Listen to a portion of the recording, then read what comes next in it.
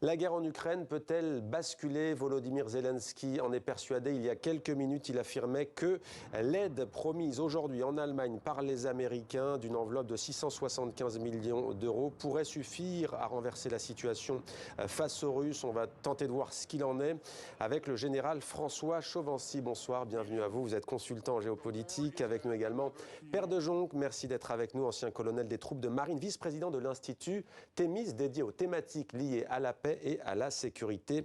François Chauvency, le secrétaire américain à la Défense Lloyd Austin a donc annoncé 675 millions d'euros. Volodymyr Zelensky dit « L'aide américaine va permettre à l'Ukraine de reprendre des territoires ». Est-ce crédible ? Ce n'est pas que ce n'est pas crédible, c'est que ce n'est qu'une somme en plus par rapport à tout ce qui a été donné au mois d'août. Au mois d'août, vous avez quand même 3 versements qui doivent accumuler plusieurs milliards de dollars ou d'euros, c'est la même chose, et qui ont déjà beaucoup apporté d'annonces en termes d'équipement, qui doivent commencer à arriver logiquement. L'annonce de 675 millions d'euros ou de dollars annoncée aujourd'hui, ça représente quoi? Quelques pièces d'artillerie, 36 000 obus, ça présente aussi des ambulances, ça présente aussi des véhicules blindés, un certain nombre de matériels comme ceci qui vont compléter déjà ce qui a été envoyé. Par contre, ce qu'il faut constater sur un mois, ce sont en grande partie des armements qui ne sont pas qui peuvent être utilisés dans une offensive. Et c'est ce que l'on voit aujourd'hui. Énormément d'obus, car quand on vous envoie 36 000 obus, vous savez, les chiffres qu'on a annoncés, bon, qu'ils soient plus ou moins vrais, 6 000 obus du côté ukrainien, l'autre côté 60 000 par jour. Là, vous avez 6 jours de feu qui viennent d'être apportés, mais vous en avez 150 000 qui ont été apportés il y a 3 semaines. Donc vous avez des journées de feu apportées à l'Ukraine pour permettre à son armée de maintenir la pression et sinon de détruire les forces russes qui sont en face. Mais de là reprendre des territoires, pas sûr. Ils ne reprendront pas tous les territoires, ils vont en reprendre, c'est ce qui est annoncé aujourd'hui. Mais moi je dirais que ce que je vois depuis 2 jours, sinon même depuis Kherson, mais Kherson c'était pas décelable autant que cela. Aujourd'hui et hier, on voit bien que pour moi, il y a une contre-offensive mais générale et pas uniquement sur un point. On l'a au nord, on l'a au centre, on l'a au sud, en direction évidemment de l'Est, de telle façon que cette action concertée, après des semaines de préparation du terrain, avec destruction de tous les sites logistiques, des munitions russes, du carburant russe, vous avez un risque pour les Russes de s'effondrer si la poussée était vraiment forte et que les Ukrainiens trouvent bien le bon endroit pour faire une percée. Père de Jonc, les Occidentaux peuvent-ils aider l'Ukraine à reprendre l'avantage face à la Russie ?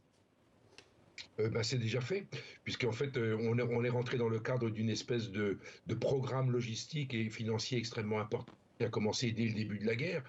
Alors il est vrai que les premiers mois ont été plutôt lents, mais pas très rapides. Donc effectivement, les Ukrainiens s'en sont plaints, mais on voit que la machine s'est mise en route. Et depuis quelques semaines, les approvisionnements sont extrêmement massifs. Et non seulement ils sont massifs avec des munitions et du matériel, je dirais, utilisable pour la guerre, mais également sur les matériels de première qualité. Je prends l'exemple de l'HIMARS, qui est le lance-roquettes multiple américain, qui a une portée de 70 km. C'est un engin qui donne aujourd'hui à l'Ukraine une allonge extraordinaire, beaucoup plus importante que celle que les Russes peuvent avoir, et ça leur donne sur le terrain un avantage stratégique fondamental, ce qui leur permet aujourd'hui de faire une action à 2 niveaux. Un premier niveau qui sont les actions dans la profondeur, donc sur le deuxième échelon, c'est ce que disait le général Chauvency à l'instant, c'est qu'en fait les Ukrainiens peuvent tirer dans la profondeur sur les sites logistiques, les sites de commandement, les stocks, etc., tous les mouvements qu'ils arrivent à avoir, et ils le voient très bien parce que aujourd'hui l'OTAN leur donne des renseignements de très grande qualité, et puis ils sont capables de mener une guerre de premier échelon, c'est-à-dire d'avancer, de reprendre des villages, de reprendre des villes, et très clairement depuis une petite semaine, après avoir une espèce de doute qui s'est mis en place sur Kherson la semaine dernière, on peut considérer qu'aujourd'hui il y a des avancées significatives.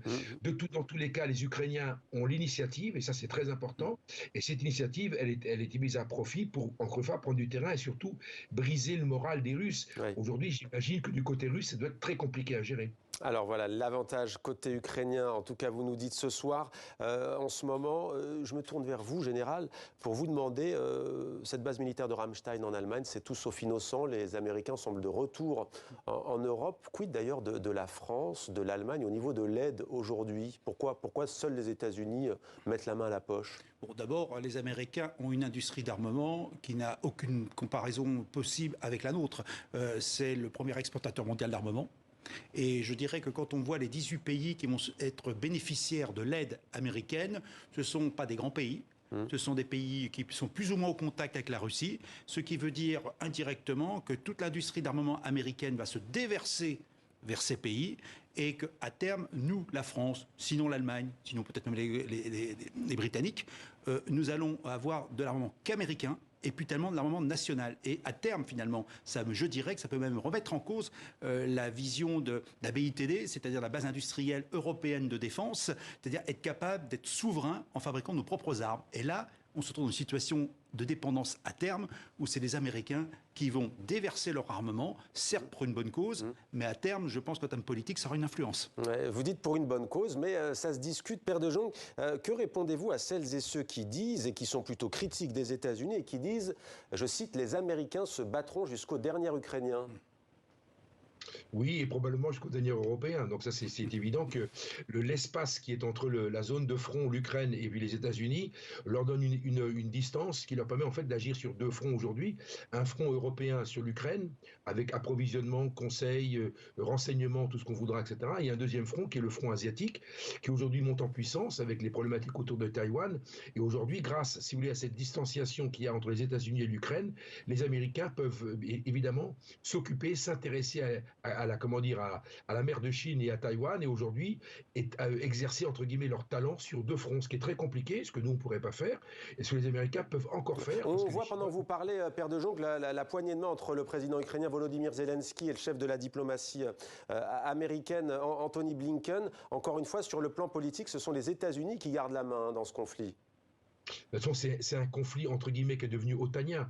Les Européens, si vous voulez, sont, je ne dirais pas les forces supplétives, on est en premier échelon, mais bien évidemment, les masses financières qui ont été décidées, rappelez-vous les milliards de dollars qui vont se déverser sur cette opération, sur l'Ukraine, si vous voulez, sont sans commune mesure avec ce que l'Union européenne peut faire. Donc évidemment, aujourd'hui, c'est avantage aux États-Unis, et concrètement, dans le cadre de l'alliance de l'OTAN, les Français, les Européens, les Allemands suivent les directives et suivent les orientations américaines. Restez avec nous, on va voir tout à l'heure s'il peut y avoir une ébauche de processus de paix. Aujourd'hui, on en est loin. Général François Chauvency, il y a une question qu'on pose rarement. 24 février dernier, la Russie envahit son voisin, l'Ukraine. Pourquoi est-ce que l'Ukraine et son armée n'attaquent pas la Russie et son territoire ? Je crois qu'il y a une ligne rouge qui n'est pas à franchir.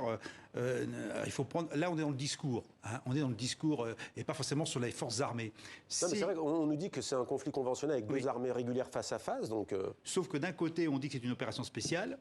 Et de l'autre côté, on se défend contre une agression. Ouais. Donc la Russie n'a pas déclaré la guerre officiellement à l'Ukraine. Non, elle n'a pas déclaré la guerre. D'abord, quand vous écoutez le discours de Poutine, il ne parle pas de guerre, il ne parle que d'opération. Oui, mais l'Ukraine pourrait dire, vous nous avez envahis, on attaque votre pays. Oui, mais dans ces cas-là, vous vous retrouveriez dans une situation politique en Russie qui permettrait à Poutine d'engager la mobilisation, puisque la Russie aurait été agressée par un pays voisin.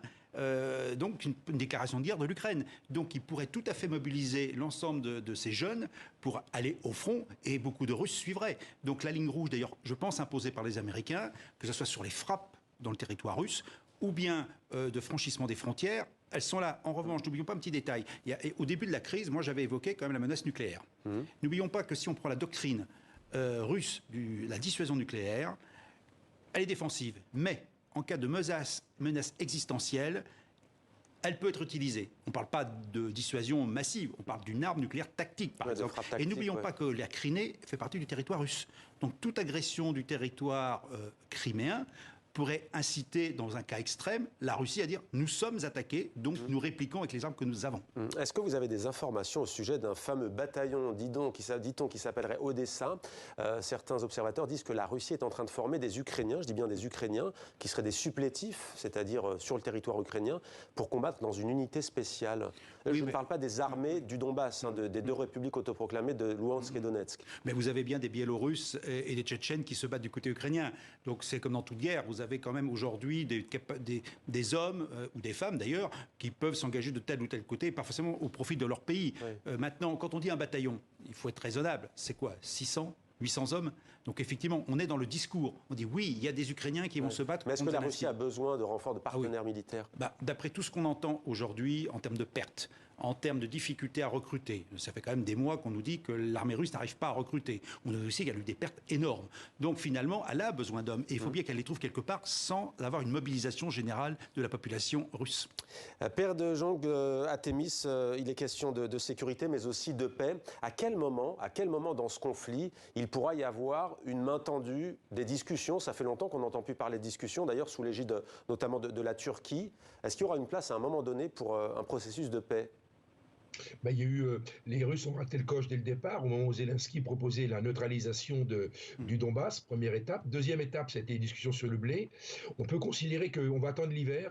Je pense qu'on est dans une phase aujourd'hui de stabilisation du front, même si les Ukrainiens avancent de quelques kilomètres, même si c'est une cinquantaine de kilomètres, ça ne modifiera pas fondamentalement les rapports de force, qui restent quand même, je dirais, en faveur globalement des Russes. Ça, c'est le premier point. Le deuxième point, je pense que la stabilisation du front au cours de l'hiver, au cours du printemps, avec au moment des pluies, du dégel, etc., vont immobiliser le système et je pense qu'à ce moment-là, il peut y avoir une négociation. Encore une fois, les affaires du blé font qu'aujourd'hui, il y a un espace de discussion qui existe, qui est dirigé par les Turcs, mais il y a un espace de discussion entre les Russes et les Ukrainiens. Donc je pense qu'ils peuvent mettre à profit et je pense que les Nations Unies vont être extrêmement actives sur le sujet pour justement favoriser ce genre de discussion. Père de Jong, puisque vous me parlez des Nations Unies, mais sur un autre sujet, il nous reste une petite minute. L'ONU dit aujourd'hui qu'il existe des accusations crédibles d'enfants transférés de force en Russie, d'enfants ukrainiens qui ne sont pas sous l'autorité de leurs parents. Est-ce que si ça s'avère vrai, c'est un crime de guerre selon vous? Ben, ce sera une suite quasiment ininterrompue, parce que depuis le départ, si vous voulez, il y a un nombre d'affaires extrêmement important. Maintenant, il faut se méfier de la communication ukrainienne. Il faut quand même, si vous voulez, équilibrer notre perception de la situation. Il faut reconnaître que les Ukrainiens sont extrêmement forts dans la déstabilisation, dans la guerre de l'information. Donc, encore une fois, il faut qu'une enquête soit faite. Il faut que l'enquête soit faite. Il faut vérifier quelles sont les responsabilités. Et je pense que l'issue du conflit déterminera les responsabilités dans ce genre de cas, oui ou non. Parce qu'il y a Boutcha, il y a toute une série de problématiques qui se posent et qui restent extrêmement vivantes. Merci beaucoup, Père de Jong, et merci à vous, Général François Chauvency, de nous avoir donné des clés de réflexion sur ce conflit russo-ukrainien.